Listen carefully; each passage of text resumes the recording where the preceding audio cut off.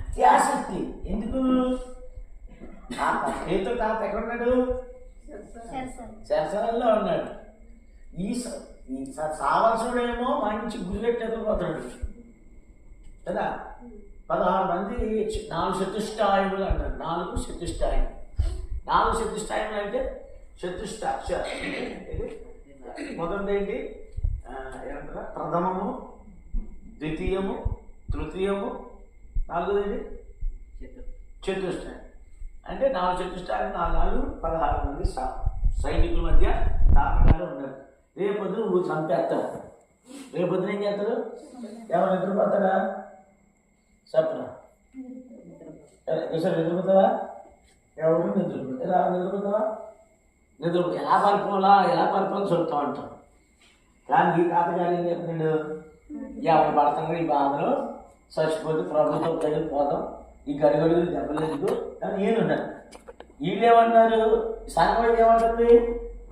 పేదలు ఈయనేమో చచ్చిపోవాలనుకుంటాడు. ఈయన సంఘం ఏమంటుంది? ఒక బాబు పేదలు స్తంభం లాంటివాడురా. పేదలు ఎవరు? స్తంభం. 3 స్తంభాలు సంఘానికి.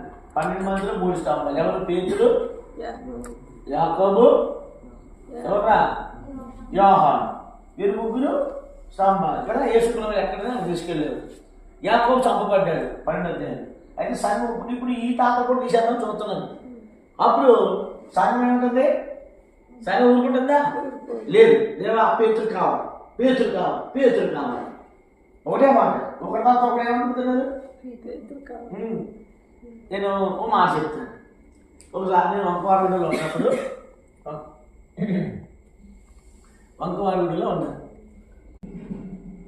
ఏంటది? 2వ సంవత్సరం 3వ సంవత్సరం ఆ యొక్క వాచ్ యొక్క లోపల పెడతారు కదా, గాజు లోపల తెస్తాడు. అది ఏదో తిత్తు అది కింద పడిపోయి అది బద్దలైపోయింది. బద్దలైపోయిన తర్వాత వాడు ఏం చేసాడంటే తెలుసా? నిలబడంటే అతికిచ్చు అన్నాడు. ఇరిగిపోయిన తర్వాత తిట్టాడు.